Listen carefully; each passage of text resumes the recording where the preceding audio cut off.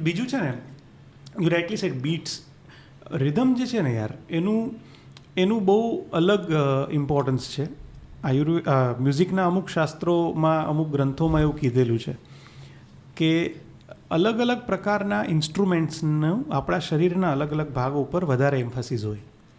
એટલે હું એક્ઝામ્પલ આપું કે તંતુવાદ્ય એટલે જે સ્ટ્રિંગ્સ ઇન્સ્ટ્રુમેન્ટ કહીએ, સિતાર આવે, ગિટાર આવે.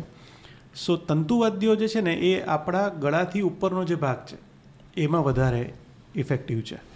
It is a documented thing. એટલે એ કોડ છે. હા, એ છે ખાસ કરીને બ્રેઇન.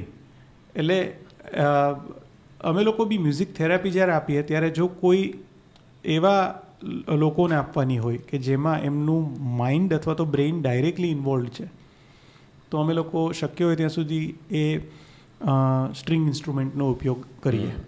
રાઈટ. પછી આવે છે સુશીર વાદ્યો, એટલે જે બ્લોઈંગ ઇન્સ્ટ્રુમેન્ટ છે, ફ્લ્યુટ છે, શહેનાઈ છે. સો એ મિડલ પાર્ટ ઓફ ધી બોડીમાં વધારે ઇફેક્ટિવ છે. સો જ્યારે ડાયજેસ્ટિવ સિસ્ટમને લગતા પ્રોબ્લેમ્સ હોય કે લીવર કિડનીને લગતા પ્રોબ્લેમ્સ હોય, સો એ બધામાં વી ટ્રાય કે ફ્લ્યુટ ઉપર આધારિત કોઈ મ્યુઝિક હોય. પછી આવે છે તાલવાદ્ય, that is the lower part of the body. So જેટલા પણ ડ્રમ્સ છે, તબલા, ઢોલક, ઢોલથી માંડીને બધા જ પ્રકારના વાદ્યો, એ બધા લોઅર પાર્ટ ઓફ ધી બોડીમાં ઇફેક્ટ થાય છે.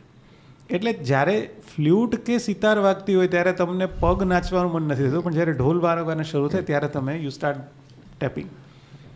સો એ ડાયરેક્ટ કનેક્ટ તમારા જે, એટલે અગેન એ સિસ્ટમિક કનેક્શન જ છે, બટ એ એને કારણે છે.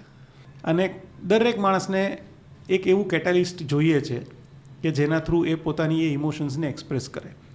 નોટ નેસેસરી સેડ કે ગમે તે, હેપી પણ છે. નવરાત્રિમાં એ 9 દિવસ ઘણા બધા લોકો માટે ટ્રાન્સની ફીલ હોય છે.